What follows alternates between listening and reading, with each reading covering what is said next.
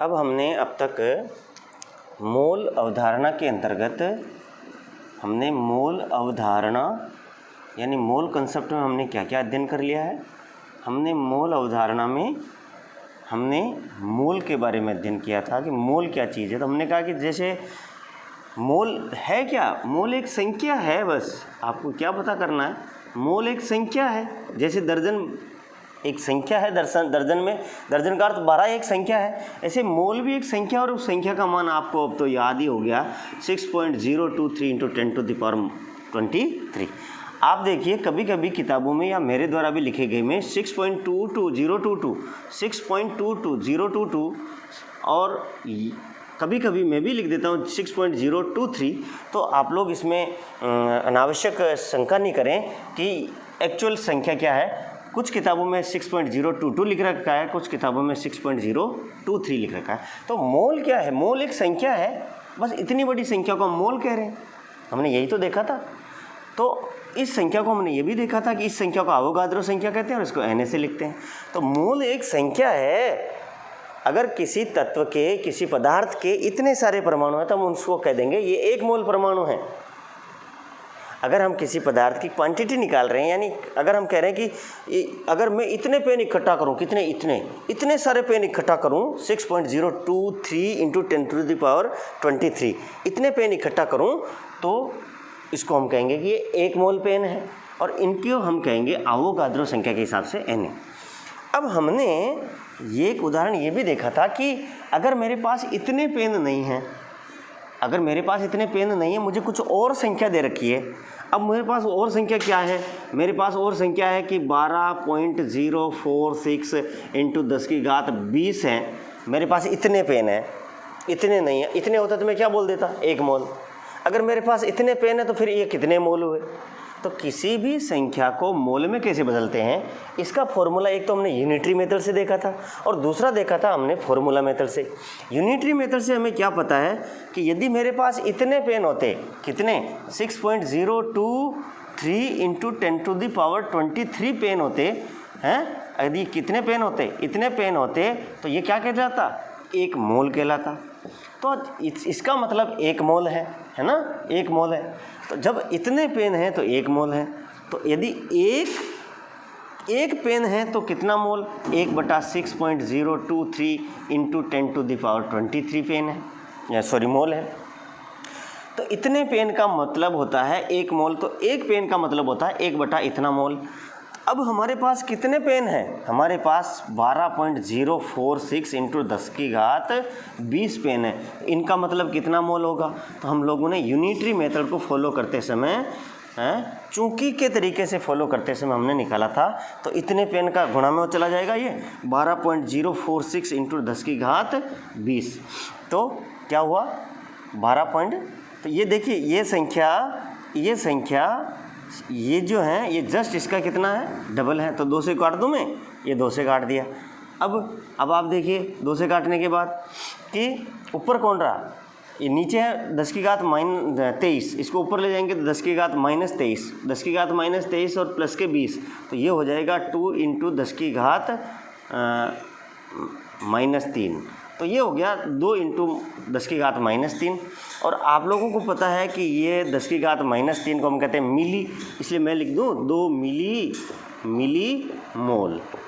अब देखिए कितना बोलने में सुंदर लग रहा है, 2 मिली मोल है। अगर मैं कहूँ इतने पेन हैं 12.046 × 10⁻20 इतने पेन हैं और मैं बोलूँ 2 मिली मोल पेन है, तो ये बहुत सुंदर है। तो हमने इस संख्या को मोल में बदल दिया। अब मोल में बदल दिया तो बदला कैसे, ज़रा यहाँ देखो आप लोग। हमने इसको बदला कैसे, हमने दी गई संख्या को ऊपर रखा और नीचे अवोगाद्रो संख्या का भाग दिया। यहीं से उठ करके फॉर्मूला आया है कि यदि हमें मोल्स निकालने हैं, अब मोल को किससे लिखते हैं अपन, हम मोल को n से रिप्रेजेंट करते हैं। तो जब हमें मोल निकालना है तो मोल बराबर हम कह रहे हैं कि दी गई संख्या, जो भी संख्याएँ आपको दी गई हो, दी गई संख्या यानी हमारे पास अगर n संख्याएँ दे रखी हैं तो उसमें अवोगाद्रो संख्या का भाग दे दीजिए, अपने आप मोल निकल आएंगे। तो ये अवोगाद्रो संख्या का भाग दे दिया, तो हमारे पास फॉर्मूला निकल के आया कि विच एवर द नंबर, जो कुछ भी नंबर हैं उसमें आप अवोगाद्रो संख्या का भाग दे दीजिए, क्या निकल आएगा, उस संख्या का मोल निकल आएगा। तो हम किसी भी संख्या को अवोगाद्रो से संख्या से भाग दे करके मोल निकाल सकते हैं, और ये यूनिटरी मेथड से हमने सीखा है।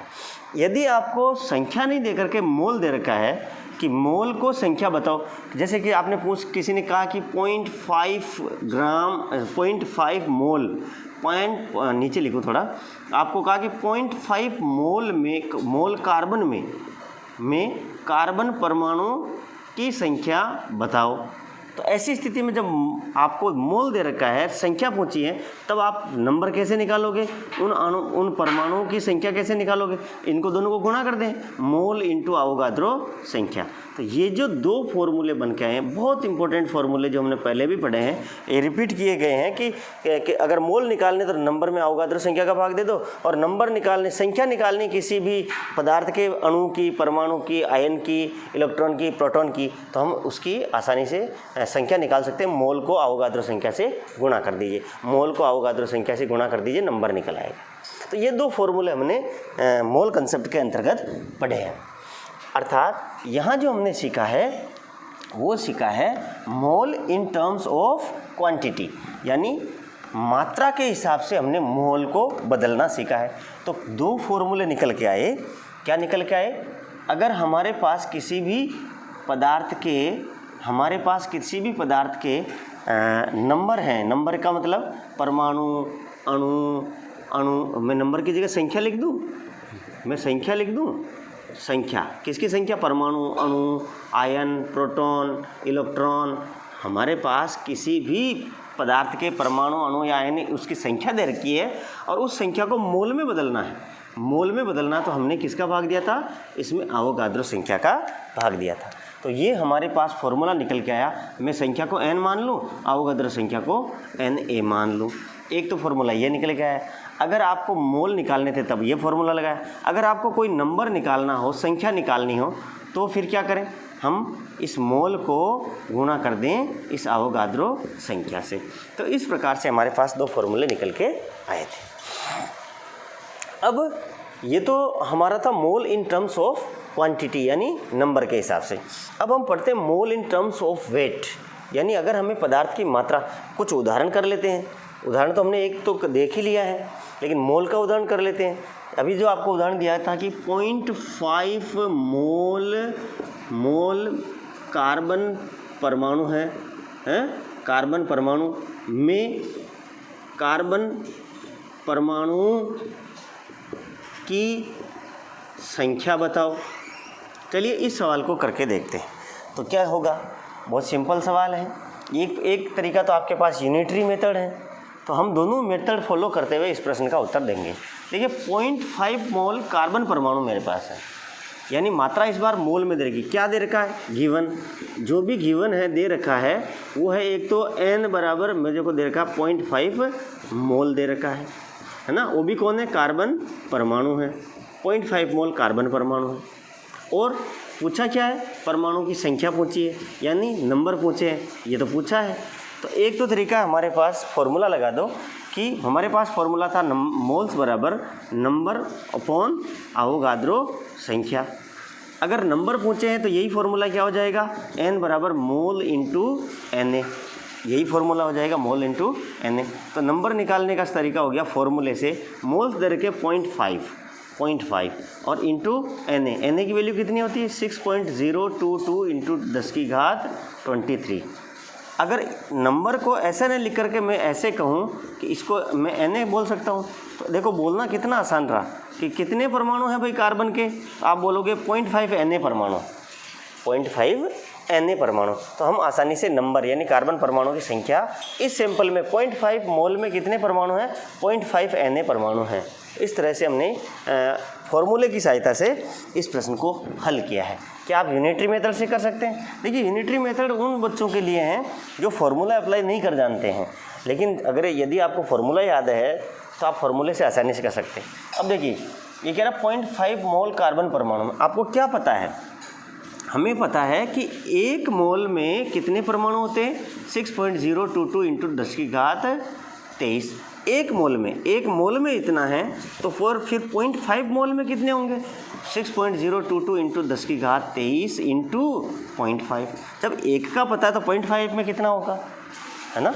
तो फिर से वही उत्तर आ गया। इसको हम क्या मान लें, Na, तो ये कितना हो गया 0.5 Na, इतने परमाणु हैं।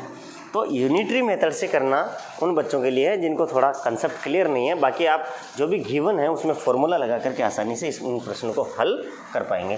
तो आपने इन प्रश्नों को अपनी कॉपी में जो भी मैं आपको पढ़ा रहा हूँ उसे लगातार अपनी कॉपी में वीडियो को पॉज करके जब तक लिखेंगे नहीं तब तक इनके कोई मायने नहीं है।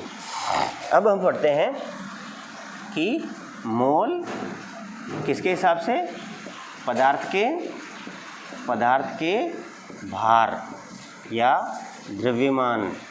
पदार्थ का अगर द्रव्यमान दे रखा है या भार दे रखा है तो उसके संदर्भ में मोल कैसे कैलकुलेट कर सकते हैं। तो देखिए, हमने अब तक जितना पढ़ा, हमने ये पढ़ा था कि पदार्थ कैसे बना होता है।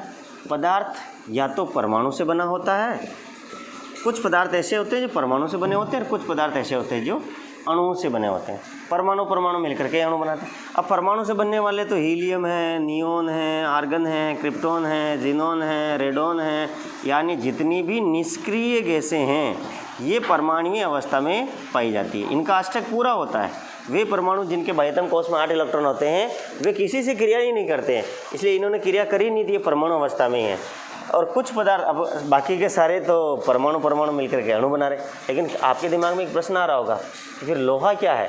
अरे भाई, लोहे के परमाणु धात्विक बंध द्वारा आपस में जुड़े हुए हैं, या वहाँ अणु तो नहीं है। तो फिर सर आयनिक यौगिकों में, हाँ आयनिक यौगिकों में कोई अणु नाम की कोई संरचना नहीं होती है। वहाँ तो सोडियम प्लस और क्लोराइड माइनस आपस में प्रबल आयनिक बंध द्वारा क्या कहते हैं उसको बंद करके क्रिस्टल जालक का निर्माण कर रहे हैं। तो वहाँ पर अपन अणु की बात नहीं करते हैं, लेकिन जो परमाणु आपस में मिलकर के अणु बनाते हैं उनमें तो अणु होता ही है। तो हमने देखा था, अब देखिए मैं वापस आ जाता हूँ अपने टॉपिक पर, कि जब परमाणु था तो हमने इसके परमाणु का क्या निकाला था, मोलर द्रव्यमान निकाला था। याद कीजिए, मोलर द्रव्यमान यानी 1 मोल परमाणु का द्रव्यमान, 1 मोल परमाणु का द्रव्यमान, उसी को हमने क्या नाम दिया था, मोलर द्रव्यमान। और चूंकि हमेशा आपको पता है कि मोलर द्रव्यमान किस में निकलता है, ग्राम में। किस में निकलता है, ग्राम में। इसलिए इसको कहते हैं ग्राम किसका, परमाणु का निकाल रहे हैं, इसलिए ग्राम परमाणु द्रव्यमान। याद रखिएगा इन टर्म्स को, ये टर्म्स बहुत इंपॉर्टेंट है। मोलर द्रव्यमान का अर्थ हुआ 1 मोल परमाणु का द्रव्यमान। 1 मोल का जैसे शब्द है मोलर आप लगा दीजिए कि ये मोलर द्रव्यमान है। अच्छा, अब आप समझिए, हम हमेशा ही मोलर द्रव्यमान को मोस्टली कैपिटल M से लिखते हैं, लेकिन हम लोग अब जब भी पढ़ेंगे तो मोलर द्रव्यमान को हम क्या, मैं MM लिख दूँ, मोलर द्रव्यमान,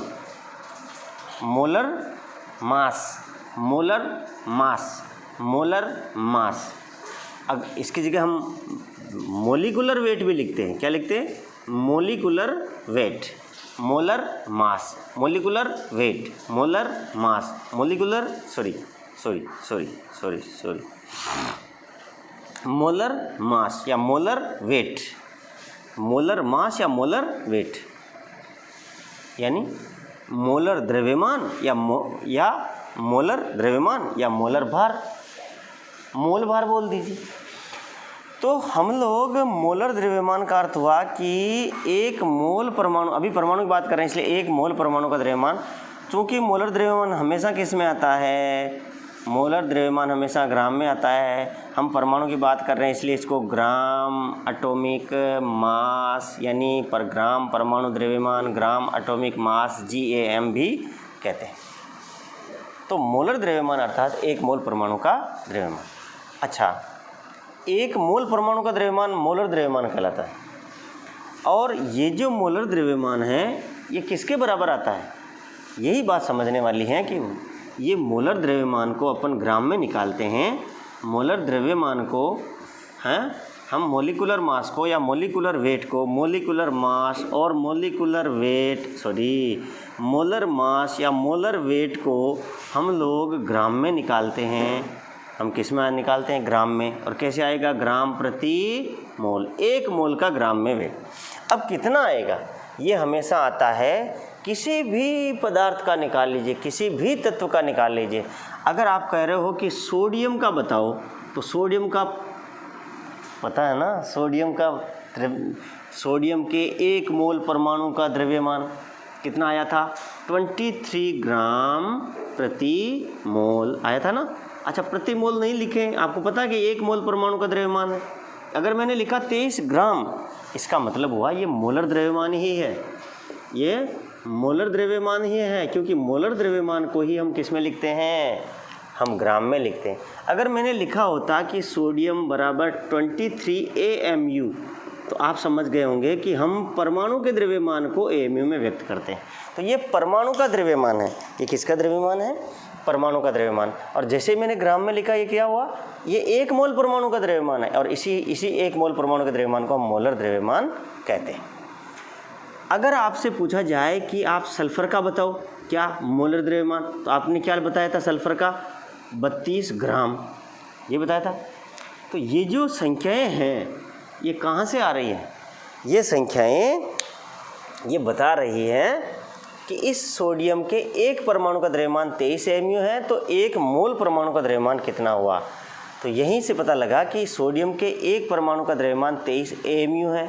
यानी सोडियम का 1 परमाणु कार्बन 12 के 1 परमाणु के द्रव्यमान के 12वें हिस्से से 23 गुना भारी था, इसलिए इसका द्रव्यमान 23 AMU आया। और हमने कहा कि जब इसका परमाणु द्रव्यमान 23 AMU आया है, तो 1 मोल परमाणु का द्रव्यमान हमने निकाला था, इसको 6.022 गुणा 10⁻23 से गुणा किया था। इतने परमाणु का द्रव्यमान तो वो किस में आया था? ग्राम में आया था। मोलर द्रव्यमान ग्राम में होगा, परमाणु द्रव्यमान AMU में होगा। तो इसलिए ये जो मोलर द्रव्यमान है, ये मोलर द्रव्यमान ग्राम प्रति मोल में, या अपन लिखते हैं मोस्टली किस में लिखते हैं? ग्राम में लिखते हैं।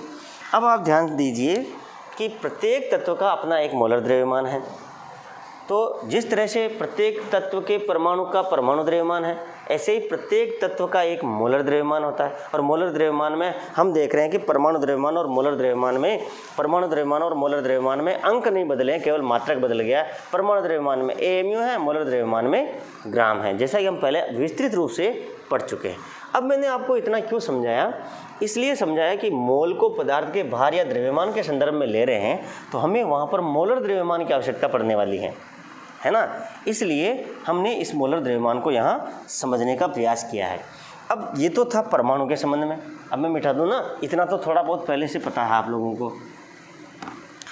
अब अणु का देखिए कि अणु में क्या होगा। जैसे हमने कहा परमाणु, अब अणु ले लीजिए उदाहरण, जैसे कार्बन डाइऑक्साइड, जैसे पानी, जैसे अमोनिया, ये सब अणु हैं। इन अणु का जो द्रव्यमान है, अगर 1 मोल का लें, देखिए अगर हम 1 अणु का लें तो इसको कहते हैं आणविक द्रव्यमान, या अपन बोलें 1 अणु का द्रव्यमान यानी अणु भार, इसको बोल रहे थे ना अणु भार। और ये किस में आता है? AMU में। 1 अणु का द्रव्यमान AMU में आता है। और 1 मोल का ले लें, अगर इसी का हम किस में लें? 1 मोल का, 1 मोल अणु का द्रव्यमान, 1 मोल अणु का द्रव्यमान लें, तो 1 मोल अणु का द्रव्यमान क्या कहलाता है? मोलर द्रव्यमान कहलाता है ना। देखिए 1 मोल परमाणु का द्रव्यमान भी मोलर द्रव्यमान, 1 मोल अणु का द्रव्यमान भी मोलर द्रव्यमान। 1 मोल कहीं पर भी आ जाए आप उसको मोलर बोल सकते हो, है ना। इसलिए कह रहे हैं मोलर द्रव्यमान। वो आपको डिपेंड करेगा प्रश्न को देख करके कि वहाँ परमाणु है या अणु है। अगर परमाणु है तो उसको ग्राम परमाणु द्रव्यमान लेना पड़ेगा, और अगर अणु है तो आपको ग्राम अणु भार लेना पड़ेगा, या ग्राम अणु द्रव्यमान लेना पड़ेगा। ग्राम अणु द्रव्यमान या ग्राम अणु भार। क्यों? क्योंकि मोलर द्रव्यमान को किस में व्यक्त करते हैं? ग्राम में व्यक्त करते हैं। तो इसको कहते हैं ग्राम मोलिकुलर मास, GMM। इसको क्या कहा? ग्राम एटॉमिक मास, परमाणु द्रव्यमान। ये ग्राम मोलिकुलर यानी आणविक द्रव्यमान, ग्राम अणु द्रव्यमान। तो इसलिए हमने ये देखा था कि परमाणु है और उस परमाणु के 1 मोल का द्रव्यमान मोलर द्रव्यमान, अणु है उसके भी 1 मोल अणु का द्रव्यमान मोलर द्रव्यमान, परंतु 1 मोल परमाणु का द्रव्यमान ग्राम परमाणु द्रव्यमान कहलाता है और 1 मोल अणु का द्रव्यमान ग्राम अणु द्रव्यमान कहलाता है। ठीक बात है। 1 मोल परमाणु का द्रव्यमान हमेशा किस में होगा? ग्राम में होगा। 1 मोल परमाणु का द्रव्यमान ग्राम में होगा और 1 मोल अणु का द्रव्यमान भी हमेशा ग्राम में होगा। ये कैसे होगा? ग्राम प्रति मोल, इसको भी कहेंगे ग्राम प्रति मोल। तो हमें परमाणु द्रव्यमान या अणु द्रव्यमान, हमें कुल मिलाकर के 1 मोल परमाणु का द्रव्यमान की आवश्यकता होगी और उसे हम कहते हैं मोलर द्रव्यमान। तो आइए अब हम देखते हैं कि किस तरह से मोल पदार्थ के भार द्रव्यमान के संदर्भ में कार्य करता है। ये चीज़ें हमने पहले वाले वीडियो में अच्छी तरह से समझी हैं, परंतु आपको जो समझने वाली बात है कि मोलर द्रव्यमान की आवश्यकता हमें पड़ेगी। अब देखिए, अगर आपको दे रखा है कि मेरे पास 17 ग्राम अमोनिया है। क्या है? 17 ग्राम अमोनिया। अब आपको मात्रा मोल में, नंबर में नहीं दे रखी है, आपको वेट में दे रखी है। मेरे पास 17 ग्राम अमोनिया है, तो बताइए कि इसका कितना मोल हुआ। क्या पूछा इसने? मोल पूछा है कि 17 ग्राम अमोनिया का अर्थ कितना मोल हुआ। ये तो वही बात हो गई कि आपको बाज़ार से लाने के लिए बोला कि भैया तू बाज़ार जा रहा है, आप आते वक्त मेरे लिए 5 मोल शक्कर लेते आना। ठीक बात है। तो आपको मोल को वेट में बदलना पड़ेगा। और अगर आपने कहा कि भैया तुम जा रहे हो मेरे पास, आप बाज़ार से मेरे लिए 5 ग्राम शक्कर लेते आना, और लाते वक्त, आप पकड़ाते वक्त पूछा बताइए कितने मोल लाया, तो हमें वेट को मोल में, मोल को वेट में बदलना सीखना है।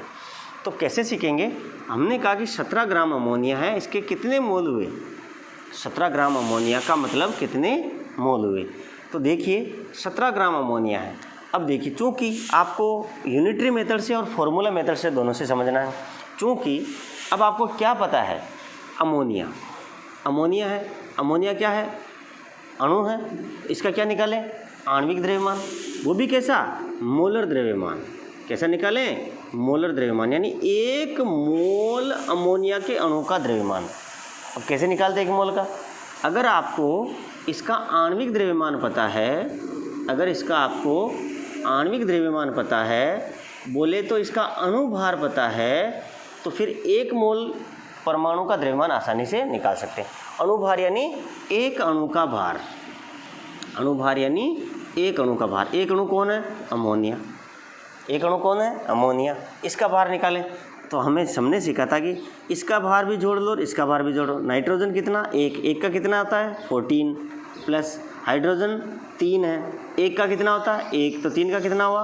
3। तो कुल मिलाकर के इसका कितना आया है? ये 1 अणु का द्रव्यमान आया है, 1 अणु का भार आया है 17 AMU। अब 1 अणु का पता है तो 1 मोल का नहीं पता लगा सकते हैं? हाँ, लगा सकते हैं। कैसे लगा सकते हैं? 17 × AMU इंटू कितने? 6.022 गुणा 10⁻23। यही तो था 1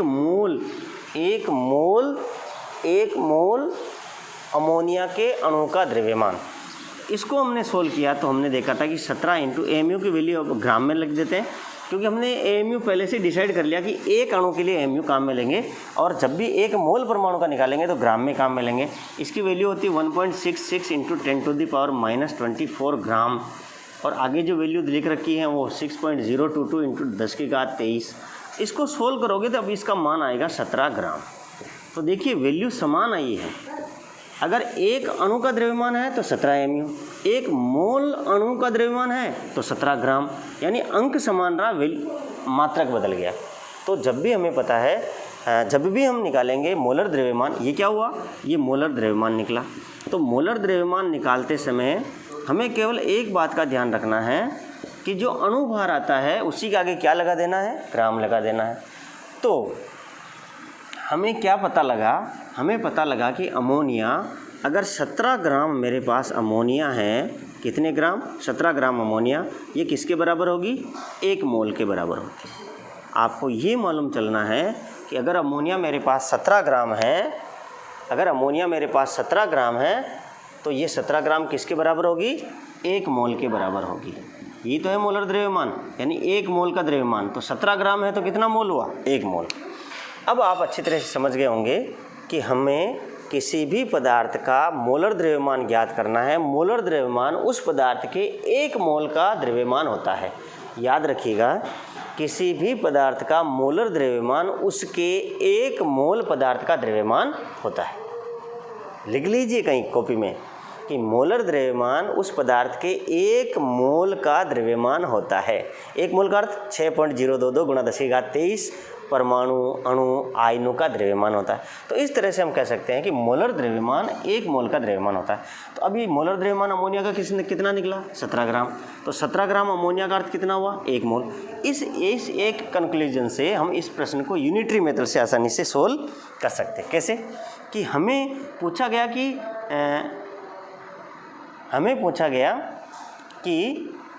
17 ग्राम अमोनिया का कितना मोल हुआ। तो ये तो आंसर सीधा ही निकल गया कि 17 ग्राम अमोनिया का मतलब 1 मोल हुआ। कितना मोल हुआ? 1 मोल हुआ। हाँ, अगर यहाँ संख्या बदल जाए, अगर मैं यहाँ लिख दूँ कि 34 ग्राम अगर मेरे पास अमोनिया है, अगर 34 ग्राम मेरे पास अमोनिया है तो फिर कितना मोल होगा?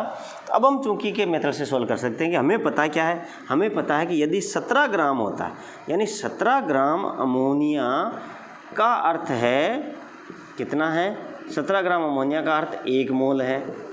चूंकि से करें देखो, तो 1 ग्राम अमोनिया का अर्थ कितना हुआ? 1/17 मोल हुआ। ठीक बात है। अगर 17 ग्राम का अर्थ 1 मोल है तो 1 ग्राम का अर्थ कितना? 1/17 मोल है। इसीलिए कितना ग्राम पूछ रहा है ये? 34 ग्राम। इसलिए 34 ग्राम का मतलब कितना मोल होगा? तो 1/17 × 34 मोल होगा। तो क्या आया है? ये कट गया आपका। कितना मोल आया है? 2 मोल आया है। तो आपने यूनिटरी मेथड से सोल्व करके ये पता लगा लिया है कि 34 ग्राम अमोनिया में कितने मोल होंगे। तो 34 ग्राम अमोनिया में कितने मोल आए? 2 मोल आए हैं। ये आपने यूनिटरी मेथड फॉलो किया है। अब आप यूनिटरी मेथड फॉलो न करके अगर आप फॉर्मूला मेथड पर जाएंगे तो फॉर्मूला कैसे बनेगा? यहाँ से देखो आप इसको अच्छी तरह से कि फॉर्मूला कैसे बना। यानी ऊपर दिया गया द्रव्यमान है और नीचे मोलर द्रव्यमान है। ऊपर दिया गया द्रव्यमान है, नीचे मोलर द्रव्यमान है। देख लीजिए आप अच्छी तरह से। 34 ग्राम में पूछा है तो ऊपर दिया गया द्रव्यमान है, नीचे मोलर द्रव्यमान का भाग दे दो। अब ये मोलर द्रव्यमान परमाणु है तो ग्राम परमाणु द्रव्यमान हो जाएगा, और अणु है तो ग्राम अणु भार हो जाएगा या अणु द्रव्यमान हो जाएगा। कुल मिलाकर के नीचे मोलर द्रव्यमान है। यहाँ से एक फॉर्मूला क्रिएट होकर आ रहा है। अब मैं मिटा दूँ।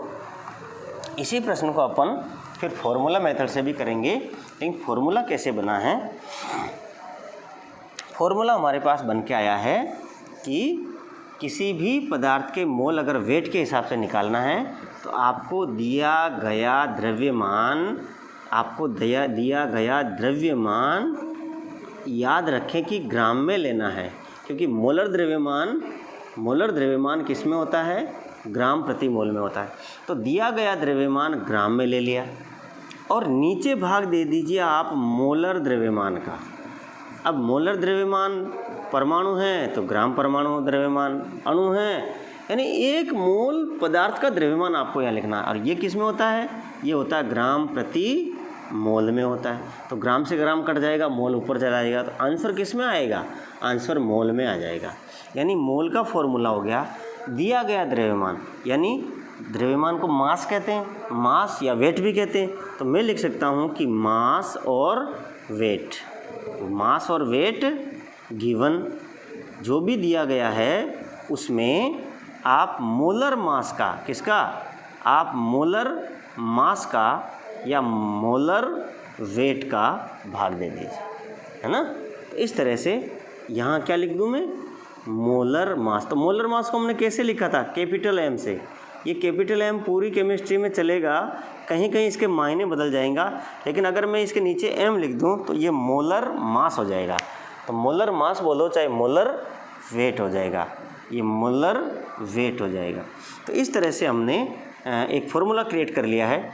अब आप इसको और तरीके से सिंप्लीफाइज कर सकते हो कि किसी भी पदार्थ के मोल्स निकालने हो और ग्राम में अगर आपको दे रखा है तो आप लिखोगे वेट। देखिए क्या लिखोगे, वेट, लेकिन किस में होना चाहिए वेट, ग्राम में बाई बटेवा मोलिकुलर वेट। कौन सा वेट, नहीं मोलिकुलर वेट, तो फिर एटॉमिक वेट कहाँ जाएगा, तो मैं लिख सकता हूँ ना मोलिकुलर वेट या एटॉमिक वेट किस में होना चाहिए, ग्राम प्रति मोल में। तो अब मैं लिख सकता हूँ कि n बराबर वेट बाई, अब मोलिकुलर वेट या एटॉमिक वेट दोनों ही क्या कहलाते हैं, मोलर मास या मोलर वेट, इसलिए मैं हमेशा लिखूँगा वेट बाई मोलर मास या मोलर वेट। तो अब आपके सामने जो प्रश्न सूत्र निकल के आया है वो है कि weight by molar weight, weight by molar mass, यानी मोलर द्रव्यमान का भाग देना। तो आप तो ये याद रखिएगा कि दिए गए द्रव्यमान में मोलर द्रव्यमान का भाग देना है। ये हिंदी मीडियम वालों के लिए बहुत ही शानदार ये आपका फॉर्मूला आया है कि दिए गए द्रव्यमान में मोलर द्रव्यमान का भाग दे दीजिए। मोलर द्रव्यमान आपको निकालना आता है, मोलर द्रव्यमान हमेशा ग्राम में होगा, 1 मोल पदार्थ का द्रव्यमान होगा। अब हमारे पास सवाल था कि 0.5 मोल, 0.5 क्या था, 0.5 मोल था, नहीं, हमारे पास प्रश्न था 34 ग्राम अमोनिया में कितने मोल होते हैं, यही प्रश्न था। ठीक बात है, अब फॉर्मूला लगा दीजिए, मोल का फॉर्मूला n बराबर दिया गया वेट कितना ग्राम है, 34 ग्राम है। अब क्या लगाऊं मैं यहाँ, मोलर द्रव्यमान। मोलर द्रव्यमान किसका निकालूं, अमोनिया का। अमोनिया का मोलर द्रव्यमान कैसे निकालते हैं, नाइट्रोजन 1 का 14 प्लस हाइड्रोजन 1 का 1 होता तो 3 का 3 बराबर कितना आया, 17। अब अगर आपको मोलर द्रव्यमान कह रहे हो तो आगे जस्ट क्या लिख देना है, ग्राम प्रति मोल, यानी मोलर द्रव्यमान लिखते ही ग्राम में आएगा। और अगर आपको मोलर द्रव्यमान की जगह कोई और दे रखा है तो वहाँ ज़रूर आपको मात्रक ग्राम में नहीं आएगा। तो मोलर द्रव्यमान हमेशा ग्राम प्रति मोल में होता है। तो मैं इसका मोलर द्रव्यमान हो गया 17 ग्राम प्रति मोल। तो ग्राम से ग्राम कट हो जाएगा और ये 17 से 2 गया तो कितना मोल आया, मोल ऊपर चला गया, ये 2 मोल। इस तरह से हमने 34 ग्राम अमोनिया में कितने मोल हैं, 2 मोल है, आसानी से कैलकुलेट कर लिया। देखिए कोरोना काल की वजह से कक्षा 11 में कुछ क्लासें हो ही नहीं पाई, इसलिए 10वीं से आने वाला बच्चा जो सीधा आ रहा है वो सीधा 12वीं क्लास में आया है। और इसकी वजह से कुछ बहुत ही साधारण तरीके से बिल्कुल गहराई डेप्थ में जाकर के जीरो से पढ़ाने की कोशिश की जा रही है, इसलिए आपको यूनिटरी मेथड छोटा मोटा जो भी है वो सब बताया जा रहा है। अब ये था कि मोल को किसके संदर्भ में ज्ञात किया हमने, मोल को हमने वेट के हिसाब से ज्ञात किया। अब एक बात ध्यान रखिएगा कि एक प्रश्न दे देता हूँ कि मान लीजिए मेरे पास इस बार वेट नहीं दे रखा है बल्कि मुझे दे रखा है कि 0.49 इस बार मेरे को दे रखे हैं कि मान लीजिए चलो एक और सवाल कर लेते, 0.49 ग्राम H2SO4 मेरे पास क्या है, 0.49 ग्राम H2SO4 हैं। आपको इसमें क्या क्या पता लगाना है, सबसे पहला पता लगाना है कि 0.49 ग्राम का अर्थ मोल कितना हुआ। इसको मोल में बताओ, ग्राम को मोल में बताओ आप, ग्राम नहीं चाहिए, मोल में चाहिए। देखो मोल को ग्राम में, ग्राम को मोल में हम बदल पाएंगे। अब जो है नंबर 2 कि जो भी ये 0.49 ग्राम है, इससे जो भी 0.49 ग्राम है इसमें H2SO4 के कुल अणु कितने हैं। देखो ये अणु ही है, कुल अणु कितने हैं। तीसरा पूछा इसमें कि ये जो 0.49 ग्राम H2SO4 हैं इसमें हाइड्रोजन के परमाणु बताओ कि हाइड्रोजन के परमाणु कितने हैं। चौथा कि इसमें गंधक के परमाणु बताओ, कितने परमाणु बताओ, किसके परमाणु बताने हैं, गंधक के परमाणु बताओ। अच्छा एक और पूछ लेते हैं कि आपको एक बताना है कि इस सैंपल में 0.49 ग्राम H2SO4 में कुल इलेक्ट्रॉन बताने हैं। क्या बताने हैं, कुल इलेक्ट्रॉन कितने हैं। अब आपके सामने एक छोटा सा प्रश्न दिया है, इसको बहुत आसानी से सोल्व करना है। देखिए मोल निकालने का फॉर्मूला है n बराबर वेट बाई मोलिकुलर वेट या m बाई मोलर मास, यानी वेट बाई मोलर मास। देखिए मोलर मास इसलिए क्योंकि मोलर द्रव्यमान है, मोलर वेट है, मोलर वेट बोल दीजिए, weight by molar weight, weight by molar weight, weight by molar weight, weight by molar weight, है ना, वेट बाई मोलर वेट। ये फॉर्मूला हमने पढ़ा है। अब देखिए वेट कितना दे रखा है 0.49। अब इसका मोलर वेट निकालना है। मोलर वेट का मतलब एक मोल अणु का द्रव्यमान निकालना।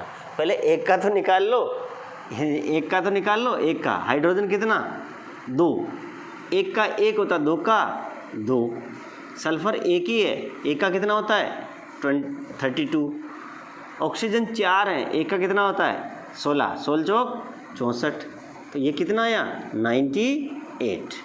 एक अणु का द्रव्यमान आया 98। तो अगर एक का बोलूँ तो क्या लिखूँगा AMU, परंतु मुझे क्या चाहिए, मुझे चाहिए मोलर द्रव्यमान। मोलर द्रव्यमान यानी एक मोल अणु का द्रव्यमान। अब एक का पता है तो एक मोल का निकाल सकते हैं।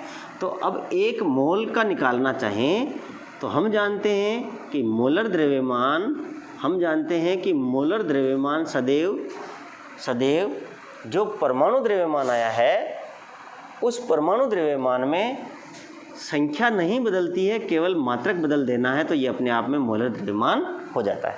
तो इस H2SO4 का मोलर द्रव्यमान हो गया 98। तो दिया गया द्रव्यमान 49, मोलर द्रव्यमान कितना आया 98 बराबर, इसको सोल्व कर लीजिए कि इसको हटाओ मैं, चलो यहाँ नहीं हटाते हैं, 49 का 9800 है ना, दो दशमलव हटा दिए हैं, तो ये 49 और 98 कितना गया ये 200 बराबर 1/200 है ना। ये कितना आया, ये कितना आया 0.05 मोल, 0.05 मोल आया। क्या सही है? नहीं है। देखिए भाग दे के देखते हैं, एक में भाग देना है 200 का, ठीक है, 0.0 लगाया, फिर भाग नहीं गया 0 लगाया, भाग जा रहा है क्या नहीं, फिर लगाया, अब 0 गया, अब कितनी बार गया 5, तो ये कितना हुआ 0.005 मोल हो गया। तो इस तरह से आपको अच्छी तरह से सवाल को जल्दबाजी नहीं करनी है और सोल्व करना है कि अब 0.49 ग्राम में कितने मोल आए, वो आए हैं 0.005 मोल आए हैं। तो पहले प्रश्न का उत्तर आपके सामने आ गया कि 0.49 ग्राम का अर्थ है कितना हुआ 0.005 मोल आया है, ये आपके सामने आंसर आया है।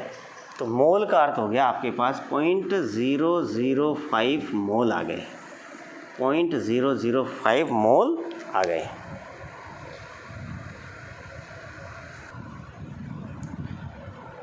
तो पहले प्रश्न का आंसर हमें प्राप्त हो गया कि मोल इज इक्वल टू 0.005 मोल हुए, 0.49 ग्राम का अर्थ इतना मोल हुआ।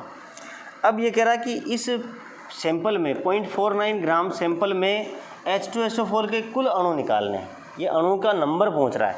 हमारे पास फॉर्मूला बहुत शानदार था, क्या था, मोल्स बराबर नंबर बटेवा आवोगाद्रो संख्या, यही थी। अब जब तुम्हें मोल पता है, आवोगाद्रो संख्या का मालूम है, तो आप आसानी से नंबर पता लगा सकते हैं कि इस 49 ग्राम का अर्थ हो गया इतना मोल। तो मोल की संख्या तो तुम्हें पता लग गई 0.005 बराबर, नंबर तो पूछा आपसे कि इसमें कितने अणु हैं, और Na की वैल्यू आपको पता है 6.022 गुणा 10⁻23 है। अतः नंबर आसानी से निकल गया, गुणा कर दीजिए 0.005 इंटू 6.022 गुणा 10⁻23। इतने अणु हैं आपके पास, किसके, H2SO4 के। तो इस तरह से आपने नंबर भी कैलकुलेट कर लिए।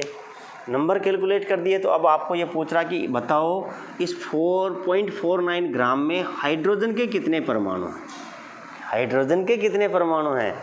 अब आपके पास में कुल अणु पता है, ये कितने अणु हैं, इतने अणु, किसके, H2SO4 के। क्या मैं इसको ऐसे लिख सकता हूँ 0.005 Na, मैं ऐसे लिख सकता हूँ 0.005 Na H2 अणु H2SO4 के, है ना। अब आपको बोलना थोड़ा आसान हो जाएगा। अब जब अणुओं की संख्या पता है कि आपके पास इतने सारे H2SO4 के अणु हैं और इसने पूछा कि बताओ हाइड्रोजन के परमाणु कितने हैं, तो अब आप देखो कि एक अणु में कितने हैं हाइड्रोजन। एक अणु में 2 हाइड्रोजन के परमाणु हैं, एक अणु में 2 हाइड्रोजन के परमाणु, तो इतने अणु में कितने होंगे, एक में 2 तो फिर इतने सारे, कितने सारे 0.005 Na अणु है मेरे पास, और एक अणु में 2 परमाणु होते हैं, तो कुल परमाणु कितने हो जाएंगे। एक ये अणु है, एक में 2 हैं, तो कितने परमाणु हुए, इतने परमाणु हो जाएंगे, किसके, हाइड्रोजन के। तो आसानी से आपने, अगर एक अणु में 2 हाइड्रोजन है तो इतने अणु में कितने हुए, 2 × 0.005 Na परमाणु हाइड्रोजन के हो गए। सल्फर के परमाणु कितने हैं, अब देखिए एक अणु में 1 परमाणु सल्फर का है, तो इतने एक अणु में पता, तो इतने अणु में कितना, तो ये हो जाएगा कितना, 1 होता ना, एक अणु में 1 है, तो कुल अणु कितने 0.005 Na हैं, तो ये हो गए किसके परमाणु, सल्फर के परमाणु। अब जो आया है सबसे इम्पोर्टेंट प्रश्न वो है कि आपको कुल इलेक्ट्रॉन निकालने, कुल इलेक्ट्रॉन निकालने। यहीं से आपको थोड़ा सा ट्विस्ट मिलना है कि इलेक्ट्रॉन कैसे निकालते हैं। देखो हमारे पास इलेक्ट्रॉन किसके निकालने के लिए बोल रहा है, हमारे पास कह रहा है कि 0.49 ग्राम, देखिए कह रहा है कि 0.49 ग्राम H2SO4 में इलेक्ट्रॉन निकालने। तो हमने पता लगाया कि 0.49 ग्राम का अर्थ था हमारे पास 0.005 मोल, और हमने इस मोल को फिर संख्या में कन्वर्ट किया था कि हमारे पास कितनी संख्या है, 0.005 Na, 0.005 Na हमारे पास H2SO4 के अणु हैं। अब हमारे पास इतने अणु हैं, अगर हमें एक अणु H2SO4 के एक अणु में इलेक्ट्रॉन निकाल लिए हमने, तो फिर इतने अणु में इलेक्ट्रॉन कितने हैं, वो सारे सैंपल का इलेक्ट्रॉन निकल जाएगा। देखिए कैसे निकालते हैं, हाइड्रोजन, अब निकालो इधर H2SO4 में इलेक्ट्रॉन, हाइड्रोजन का परमाणु क्रमांक कितना, 1, जिसका जितना परमाणु क्रमांक होता है उसमें उतने ही प्रोटॉन होते हैं और उतने ही इलेक्ट्रॉन होते हैं, प्रोटॉन और इलेक्ट्रॉन की संख्या बराबर होती है। इसका परमाणु क्रमांक 1, तो इसमें इलेक्ट्रॉन हुआ 1, हमने इलेक्ट्रॉन की संख्या निकाल रहे हैं, ठीक बात है। दूसरा आया गंधक का परमाणु क्रमांक कितना, गिन लीजिए, hydrogen, helium, lithium, beryllium, boron, carbon, nitrogen, oxygen, fluorine, neon, sodium, magnesium, aluminium, silicon, phosphorus, sulphur 12 और 4 16, इसका परमाणु क्रमांक कितना, 16। Hydrogen, helium, lithium, beryllium, boron, carbon, nitrogen, oxygen, fluorine, neon, sodium, magnesium, aluminium, silicon, phosphorus, sulphur 16 है ना। तो 16 का मतलब इसका परमाणु क्रमांक 16 है, तो 16 का मतलब हो गया है कि इसमें प्रोटॉन भी 16 हैं और इलेक्ट्रॉन भी कितने हैं, 16 हैं। तो मैं कितने लिख दूँ इसके, 16 हो गए। अब ये हो गया क्या, नहीं हुआ क्या, क्यों, क्योंकि एक हाइड्रोजन में 1 इलेक्ट्रॉन है, तो यहाँ कितने हाइड्रोजन है, 2, तो दोनों हाइड्रोजन के कितने इलेक्ट्रॉन हो गए, 2, ठीक बात है। सल्फर कितना, 1 में कितने होते हैं, 16 हो गए। ऑक्सीजन की बात करें, ऑक्सीजन का परमाणु क्रमांक 8, hydrogen, helium, lithium, beryllium, boron, carbon, nitrogen, oxygen 8, यानी एक ऑक्सीजन में कितने इलेक्ट्रॉन होते हैं, 8, तो कितने ऑक्सीजन है, 4, 8 चौक 32, तो कुल इलेक्ट्रॉन हो गए H2SO4 में कितने हुए, 6 2 8 2 10 और 3 1 4 1 5, 50 इलेक्ट्रॉन है भाई। एक H2SO4 में 50 इलेक्ट्रॉन, तो इतने में कितने हैं हमारे पास है, इतने H2SO4 कितने हमारे पास, इतने H2SO4, और एक में कितना 50 है, तो इसको 50 से गुणा करने से कुल इलेक्ट्रॉन किसमें, H2SO4 में कुल इलेक्ट्रॉन की संख्या निकल आई। तो आप लोगों को एक सवाल की सहायता से थोड़ा सा इसको समझाया गया है। तो अब तक हमने मोल अवधारणा में मोल निकालना सीखा था किसी भी पदार्थ का। तो हमने मोल नंबर के हिसाब से भी निकाला था। हमने कहा था कि कोई भी पदार्थ है उसका जो भी संख्या है, नंबर है, दी गई संख्या में अवोगाद्रो संख्या का भाग देने से क्या निकल आते हैं, मोल निकल आते हैं। ये था मोल इन टर्म्स ऑफ क्वांटिटी, यानी मात्रा के संदर्भ में मोल निकालना। दूसरा हमने मोल इन टर्म्स ऑफ वेट या मास, यानी दिए गए पदार्थ की मात्रा यदि ग्राम में रखी है तो ग्राम मात्रा को हम आसानी से मोल में कैसे कन्वर्ट कर पाते हैं। तो जो भी दी गई मात्रा यानी वेट जो भी है वो ग्राम में अगर है तो उसमें हमने किसका भाग दिया था, हमने मोलर मास का या मोलर वेट का भाग दिया था, यानी मोलर द्रव्यमान का हमने भाग दिया था। तो इस प्रकार से हमारे पास दो फॉर्मूले तो हमने अभी तक ज्ञात कर लिए हैं। मोल इन टर्म्स ऑफ, यानी मोल किसके संदर्भ में, संख्या के संदर्भ में, मोल किसके संदर्भ में, वेट यानी भार के संदर्भ में। अब हम तीसरा निकाल रहे हैं मोल इन टर्म्स ऑफ। तो यहाँ लिख देता हूँ मैं तीसरा, ये पहला था, ये दूसरा था, अब मैं तीसरा निकाल रहा हूँ कि मोल किसके संदर्भ में, मोल आयतन के संदर्भ में। किसके संदर्भ में, आयतन के संदर्भ में। अगर हमें किसी पदार्थ का आयतन दे रखा है तो आयतन के संदर्भ में हम उस आयतन को मोल में कैसे बदल पाते हैं। तो देखिए, जब भी हम मोल आयतन के संदर्भ में निकालेंगे तो सबसे पहली जो शर्त है, ये जो शर्त है इसे नोट कर लीजिए कि आयतन के संदर्भ में हम मोल निकालेंगे तो हमें पदार्थ कैसा होना चाहिए, पदार्थ की अवस्था गैसीय होनी चाहिए। कैसी होनी चाहिए, पदार्थ की अवस्था गैसीय होनी चाहिए। सबसे पहली विशेषता तो ये आपको कि जो भी मोल निकाल रहे हैं तो मोल में जब भी निकालेंगे आयतन किसका दे रखा है, जो मोल अगर आयतन के संदर्भ में निकालेंगे तो सबसे पहली शर्त है कि पदार्थ की अवस्था क्या होनी चाहिए, गैसीय अवस्था होनी चाहिए। और दूसरी जो विशेषता है कि जो परिस्थितियां हैं वो परिस्थितियां किस पर होनी चाहिए, वो होनी चाहिए एनटीपी पर। इस एनटीपी को अपन एसटीपी भी कहते हैं। एनटीपी यानी नॉर्मल टेम्परेचर एंड प्रेशर। लिख दूँ मैं, नॉर्मल टी का for temperature, normal temperature and pressure. ये नॉर्मल टेम्परेचर एंड प्रेशर की बात हो रही है। यह है standard temperature and pressure NTP पर, यानी सामान्य ताप और दाब। इसको कहते हैं सामान्य ताप व दाब। देखिए, ये बहुत दोनों शर्तें आपको अच्छी तरह से पता होनी चाहिए कि मोल आयतन के संदर्भ में जब भी निकालेंगे तो सबसे पहली शर्त है कि हम किस गैसों की निकालेंगे, और दूसरी जो परिस्थितियाँ वो एनटीपी या एसटीपी। अच्छा, गैसीय अवस्था लें चाहे वाष्प अवस्था लें, एक ही बात है ना। कोई भी पदार्थ किस अवस्था में हो, या तो गैस अवस्था में हो या फिर वो वाष्प अवस्था में हो। नॉर्मल टेम्परेचर एंड प्रेशर यानी सामान्य ताप और दाब कितना होता है। टेम्परेचर कितना होना चाहिए, टेम्परेचर होना चाहिए 273 केल्विन। अब आप जानते हैं 273 केल्विन का अर्थ कितना होता है, 0 डिग्री सेंटीग्रेड। और जो दाब है वो दाब होना चाहिए 1 एटीएम। अब आप तो जानते हो कि एटीएम को मैंने हटा दिया है आजकल स्टैंडर्ड के रूप में। हम किसे मान रहे हैं, तो चूँकि 1 एटीएम लगभग 1 बार के होता है तो दाब कितना होना चाहिए, 1 बार होना चाहिए।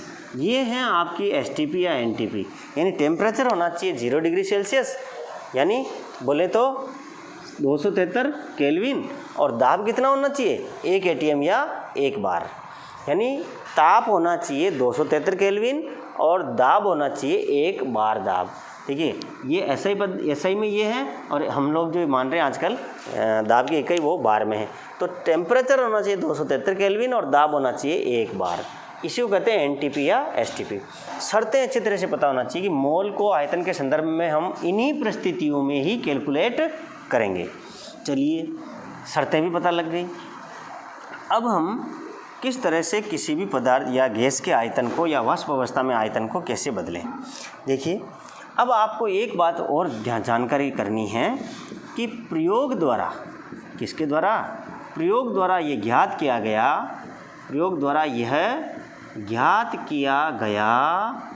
कि एनटीपी पर किसी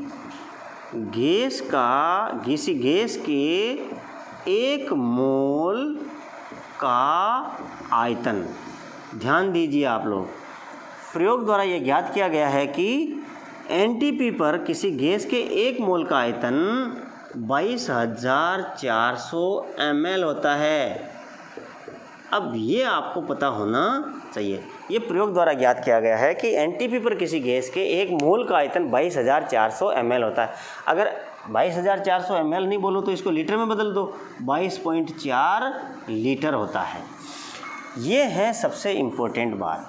जब आपको एक मोल गैस का आयतन पता है तो अगर आपको कुछ भी आयतन दे दिया गया हो तो आप उस आयतन को आसानी से कन्वर्ट कर सकते हैं मोल में। अब देखिए, अगर आपको प्रश्न दे रखा है कि मेरे पास 11,200 ml, कितना 11,200 ml मेरे पास क्या है, मेरे पास 11,200 ml अमोनिया गैस है। कौन सी गैस है? अमोनिया गैस है। तो बताओ 11,200 ml अमोनिया गैस का मोल कितना हुआ। ठीक बात है, ये मोल निकाल लें। अब देखिए, आपको क्या पता है, आपको पता है यूनिटरी मेथड से निकालेंगे पहले, चूंकि से हमें पता है कि 22.4 लीटर या 22,400 ml अगर मेरे पास हैं तो उसका मतलब होता है 1 मोल। तो हम लेंगे चूंकि से, तो यहाँ कर दूँ या यहाँ करूँ? चूंकि मुझे पता है कि 22,400 ml का अर्थ है 1 मोल, ये तो पता है 1 मोल, इसीलिए 1 ml का अर्थ हुआ 1/22,400 मोल।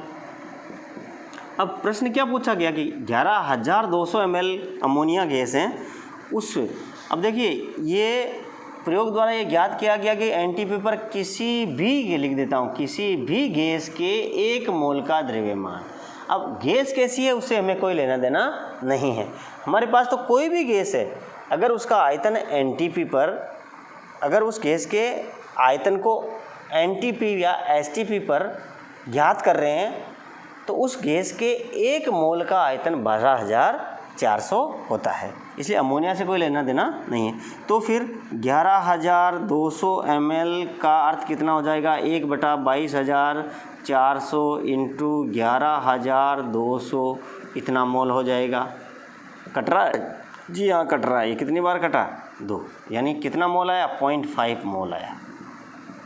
यहाँ से एक सूत्र निकल के आ रहा है, देखिए आप लोग यूनिटरी मेथड से, कि जो भी दिया गया आयतन है, देखिए मोल में नहीं बदलने का फॉर्मूला बन रहा तीसरा, n बराबर जो भी दिया गया आयतन है, यदि दिया गया आयतन है उसमें अब देखो इसको भी, क्योंकि 1 मोल का आयतन है अतः इसको भी अपन कहते हैं मोलर आयतन। क्या कहते हैं? मोलर आयतन। तो हम मोलर आयतन का भाग दे देंगे, या तो आप लिखो कि मोलर आयतन का भाग दे देंगे, और मोलर आयतन की तो वैल्यू फिक्स कर दी हमने, कितना? 22,400 ml या 22.4 क्या लीटर। अगर ये ml में है, अगर ये दिया गया आयतन ml में है तो ml का भाग देंगे, दिया गया आयतन लीटर में है तो लीटर का भाग देंगे। इस तरह से इस फॉर्मूले की सहायता से, शर्त क्या है? 8 NTP और या STP। ये फॉर्मूला तभी लागू होगा जब परिस्थितियाँ कितनी है? नॉर्मल टेम्परेचर एंड प्रेशर, यानी टेम्परेचर कितना है? 273 केल्विन, प्रेशर कितना है? 1 बार या 1 ATM, तभी ये फॉर्मूला वैलिड है। इसलिए ध्यान रखें कि दिया गया आयतन, अब दिया गया आयतन भी किसका? दिया गया आयतन गैस का। किसका? गैस का। ये केवल फॉर्मूला किसके ऊपर वैलिड है? गैस के ऊपर। और मोलर आयतन उस गैस का, तो ml में है तो ml, ऊपर ml तो नीचे भी ml, ऊपर लीटर तो नीचे भी लीटर। तो इस तरह से हमारे पास किसी भी पदार्थ को अपन मोल में बदलने के 3 फॉर्मूले प्राप्त हुए। क्या क्या फॉर्मूले प्राप्त हुए? नंबर है तो ये फॉर्मूला प्राप्त हुआ, वेट है तो ये फॉर्मूला प्राप्त हुआ, और किसी गैस का आयतन एनटीपी पर दे रखा है तो हमारे को ये फॉर्मूला लगाते हुए उस गैस को के आयतन को अपन मोल में आसानी से बदल सकते हैं। तो कितना आसान हो गया कि यदि आपसे कोई कहे कि जा भाई बाज़ार से मेरे लिए 3 मोल शक्कर लेके आ, तो अब आप 3 मोल शक्कर लेके आ सकते हो। कैसे? कि क्या बोला कि 3 मोल शक्कर लाओ, यानी 3 मोल शक्कर का अर्थ आपको वेट में लाना है, क्योंकि बाज़ार में तो हमें शक्कर तोल के देगा, और वो वेट भी किस में देगा? तोल के, ग्राम में या किलोग्राम में देगा। तो हम ग्राम में मात्रा निकाल, यानी मोल को वेट में बदल सकते हैं और वेट को मोल में बदल सकते हैं। फॉर्मूला क्या लगेगा? ये वाला है ना। अब क्या लगेगा फॉर्मूला? n बराबर वेट बाई मोलर मास, है ना।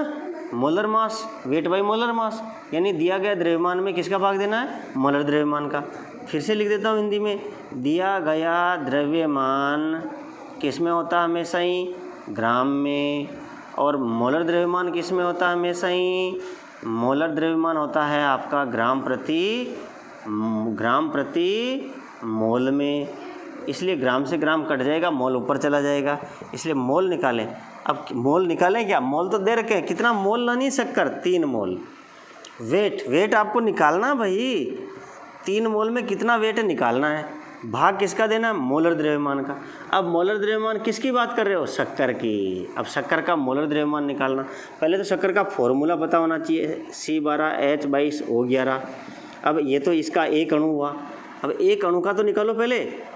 एक कार्बन का 12 होता है तो 12 कार्बन का 144 प्लस एक हाइड्रोजन का 1 होता है तो 22 का 22 प्लस एक ऑक्सीजन का 16 होता है तो 11 का 176, ये हो गया 342। अब ये तो एक अणु का द्रव्यमान निकला। अगर एक अणु का द्रव्यमान है तो क्या लिखूंगा, mu। और अगर इसी को एक मोल में बदलना है तो एक मोल में क्या संख्या तो वही रहेगी, क्या लिख दूं मैं, ग्राम। बस ये मोलर द्रव्यमान हो गया, कितना, 342 ग्राम, कितने, कैसे, प्रति मोल, एक मोल का। तो वेट आपको पता है। अब देखिए वेट तो निकालना है, 3 मोल शक्कर लानी है बाजार से, कितने ग्राम लेके आएंगे, ये ग्राम में निकल रहा है ना, तो ये ग्राम में निकल रहा है, वेट ग्राम में निकल रहा है। अब मोलर द्रव्यमान किसका, शक्कर का कितना आया, 342 ग्राम प्रति मोल, ये तो है, समझ में आ रहा है आपको। अब देखिए आप लोग, जब आपको वेट निकालना है तो वेट निकालते समय क्या होगा, ये दोनों गुणा हो जाएंगे, 3 × 342, यानी कितना आ रहा है ये वेट आएगा आपका, 3 दूनी 6, 4 तरी 12, 3 तरी 9 1 10। आप बाज़ार से कितने ग्राम शक्कर लाओगे, आपको कहा 3 मोल शक्कर ला, इसका मतलब शक्कर लेके आए हैं आप 1026 ग्राम। तो आप लोग किसी भी पदार्थ के वेट को मोल में, मोल को वेट में बदल सकते हैं, केवल मोलर द्रव्यमान का भाग देना है, इधर मोलर आयतन का भाग देना, इधर अवोगाद्रो संख्या का भाग देना। तो नंबर को मोल में बदलने के लिए अवोगाद्रो संख्या का भाग दो, वेट को मोल में बदलने के लिए उसके मोलर द्रव्यमान का भाग दो, और आयतन को मोल में बदलने के लिए उसके मोलर आयतन का भाग दो, जो कि होता कितना है, 22.4 लीटर या 22,400 ml। ये था अपना मोल अवधारणा कंप्लीट।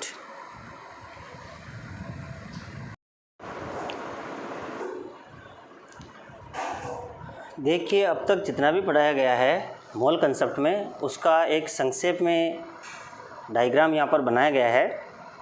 हमें मोल में कन्वर्ट करने के लिए हमने बहुत सारे तरीके अपनाए थे, mole in terms of number, mole in terms of weight, mole in terms of volume. हमने कणों की संख्या को भी मोल में बदला था, पदार्थ के द्रव्यमान को भी मोल में बदला था, और आयतन को भी मोल में बदला था। देखो पदार्थ के द्रव्यमान को हमने जो ग्राम में दे रखा था उसको मोल में बदलने के लिए हमने मोलर द्रव्यमान का भाग दिया था, ठीक बात है। और अगर मोल को वापस पदार्थ के द्रव्यमान में बदलें तो उसको मोलर द्रव्यमान से गुणा करना पड़ेगा। एनटीपी पर गैस के आयतन जो लीटर में था उसको मोल में बदलने के लिए हमने 22.4 का भाग दिया था। ठीक ऐसे ही कणों की संख्या जो थी उस कणों की संख्या को हमने मोल में बदलने के लिए Na का भाग दिया था। देखिए अच्छी तरह से पता लगा लीजिए कि हमने मोल निकालने के लिए जो नंबर था उसमें हमने Na का भाग दिया, मोल निकालने के लिए जो वेट था उसमें मोलर वेट यानी मोलर मास का भाग दिया था, और मोल निकालने के लिए जो भी वॉल्यूम दे रखा था, जो भी आयतन दे रखा था उसमें हमने 22.4 का भाग दिया था। यानी हमने जो भी पदार्थ के नंबर या वेट या वॉल्यूम दे रखा उसमें रेफरेंस का भाग दिया था कि एक मोल में कितने नंबर होते हैं, एक मोल में कितना मोलर मास होता है, एक मोल का कितना आयतन होता है। तो ये था तरीका। ऊपर दिख रहा है आपको, बोर्ड पर नहीं दिख रहा है, थोड़ा नीचे लिख दें हम इनको, तो ये दिखा नहीं है, नहीं दिखने पर हम इसको नीचे कर देते हैं या फिर थोड़ा कैमरे को सेट कर देते हैं कि ऊपर क्यों नहीं दिख रहा भाई। चलिए ठीक है, अब ठीक दिख रहा है। तो हम ये देख रहे हैं कि मोल निकालने के लिए देखिए हमने पदार्थ के द्रव्यमान जो ग्राम में है उसमें मोलर द्रव्यमान का भाग दिया, मोल निकालने के लिए आयतन में हमने 22.4 का भाग दिया, मोल निकालने के लिए कणों की संख्या में हमने Na का भाग दिया। इसका वाइस वर्सा यानी इसका उल्टा ऐसे गुणा करके इसको उल्टे में बदल सकते हैं कि मोल को ग्राम में बदलने के लिए मोलर द्रव्यमान से गुणा करो, मोल को कणों की संख्या में बदलने के लिए Na से गुणा करो, मोल को लीटर आयतन में बदलने के लिए गुणा 22.4 से गुणा करो। तो ये इसका वाइस वर्सा हो गया। हमने इससे पहले एक वीडियो में ये भी देखा था कि यदि किसी पदार्थ का द्रव्यमान AMU में दे रखा है तो उस AMU के द्रव्यमान को Na से भाग दे करके हम पदार्थ के द्रव्यमान ग्राम में बदल सकते हैं। AMU को ग्राम में बदलने के लिए हमने Na का भाग दिया था और ग्राम को AMU में बदलने के लिए Na का भाग दिया था। ये चार्ट इसलिए इम्पोर्टेंट है, ध्यान दीजिएगा आप, सबसे इम्पोर्टेंट प्रश्न आ रहा है जो पूछा जाता है। ये चार्ट इसलिए इम्पोर्टेंट है कि यदि आपको किसी पदार्थ का द्रव्यमान ग्राम में दे रखा है, समझना आप, और उस ग्राम में दिए गए द्रव्यमान में अणु की संख्या पूछता है, जैसे कि एक सवाल हमने किया था अभी कि आपको दे दिया जाए कि 17 ग्राम अमोनिया में अणुओं की संख्या बताओ। 17 ग्राम अमोनिया में अणु की संख्या बताओ। देखिए ये इम्पोर्टेंट इसलिए है कि आपको पदार्थ की मात्रा दे रखी है और पूछा क्या है, कणों की संख्या। तो पहले आपको इस पदार्थ की मात्रा को मोल में बदलना पड़ेगा और फिर मोल से कणों की संख्या निकालनी पड़ेगी। आप सीधा फॉर्मूला आपके पास नहीं कि पदार्थ के द्रव्यमान ग्राम में कणों की संख्या सीधी निकाल लें, इसलिए आपको पहले मोल तक आना पड़ेगा, फिर मोल से कणों की संख्या निकालनी पड़ेगी। ऐसे आयतन लीटर में दे रखा है, आपसे पूछा जाए कि इसमें कितने उस गैस के कण हैं, अणु हैं, तो हमें पहले उस गैस के आयतन को मोल में बदलना पड़ेगा और मोल से हमें कणों की संख्या तक आना पड़ेगा। इसलिए आपसे कहा जा रहा है कि ये जो डायग्राम है, ये चार्ट बहुत ही इम्पोर्टेंट है। जैसे 17 ग्राम अमोनिया में अणु की संख्या बताओ। अब हमारे पास जो अणु की संख्या का फॉर्मूला है, नंबर n बराबर मोल इंटू, देखिए आप, मोल इंटू Na, यही फॉर्मूला है। अब अणु की संख्या निकालनी है, नंबर निकालना, तो हमें किसकी ज़रूरत पड़ रही है, मोल की ज़रूरत पड़ रही है, जबकि हमें दे क्या रखा है, ग्राम में मात्रा दे रखी है। तो हम पहले तो इस ग्राम को किस में बदले, मोल में। मोल का फॉर्मूला क्या होता है, वेट बाई मोलर मास, है ना, weight by molar mass into क्या है यहाँ पे Na, यानी मोल के फॉर्मूले की जगह मैं लिख दूँ वेट बाई मोलर मास, यानी मोल को पहले मुझे मोल निकालना पड़ेगा। तो अब देखिए क्या आएगा, ये वेट कितना दे रखा, 17 ग्राम बटेवा मोलर मास किसका निकालना, अब अमोनिया का मोलर मास कैसे निकालते हैं, एक अणु का निकाल लो, उसके आगे ग्राम लगा दो। नाइट्रोजन एक का 17 होता है, अमोनिया हाइड्रोजन एक का 1 होता है, 3 का क्या कर रहा हूँ मैं, नाइट्रोजन 1 का 14 होता है, नाइट्रोजन 1 का 14 होता है, हाइड्रोजन 1 का 1, तो 3 का 3, यानी कितना आया ये 17। और जैसे ही मैं ग्राम लिखूँगा ये इसका मोलर मास बन गया, किसका, अमोनिया का। तो वेट दे रखा 17 ग्राम, मोलर मास कितना 17 ग्राम, है ना, इंटू Na, अर्थात 17 से 17 कट गए और तो कितने अणु आए, Na अणु जानते हैं कितने होते हैं, हाँ 6.022 गुणा 10⁻23 इतने अणु आ गए। इसलिए ये चार्ट बहुत ही इम्पोर्टेंट है। आपसे कभी भी पदार्थ के द्रव्यमान से कणों की संख्या से पदार्थ के द्रव्यमान को जाना हो तो आपको मोल पार करना पड़ेगा। आयतन से कणों की संख्या, आयतन से ग्राम में उसकी मात्रा पूछी जाए तो आपको पहले उसको मोल में बदलना, मोल से आपको इधर जाना। तो इसलिए ये चार्ट बहुत ही इम्पोर्टेंट है और इनके आधार पर जितने भी सवाल हैं आप प्रैक्टिस कीजिए। जब तक सवालों की प्रैक्टिस नहीं करेंगे तब तक ये आपके स्थायी रूप से दिमाग में नहीं बैठता है और जो भी पढ़ाया जाता है उसे आप अपनी कॉपी में उतारिए। देखिए काम कोई भी मुश्किल नहीं है, अगर आपने जिद कर ली कि मैं इसको निपटा के रहूँगा। देखिए वीडियो कभी कभी मोटा और बड़ा हो जाता है तो बड़े वीडियो में लोग आलस्य कर लेते हैं कि अरे यार इतना लंबा है कब तक देखूँगा। तो आप लोग आलस्य नहीं कीजिए, आलस्य को त्यागो। देखो विद्यार्थी के जो लक्षण हैं उन संस्कृत में आपने पढ़े हैं, तो फिर आप लोग आलस्य नहीं कीजिए, इनको लिखिए, समझिए और अगर कोई समस्या है तो मुझे कॉल कीजिए आप लोग और मैं आपको फ़ोन पे उस सारी समस्याओं का निवारण भी करूँगा। तो आशा है कि आप अब इसे अपनी कॉपी में उतार चुके होंगे और इसे अच्छी तरह से समझ लें। फिर हम आगे बढ़ते हैं मोल कंसेप्ट के बारे में।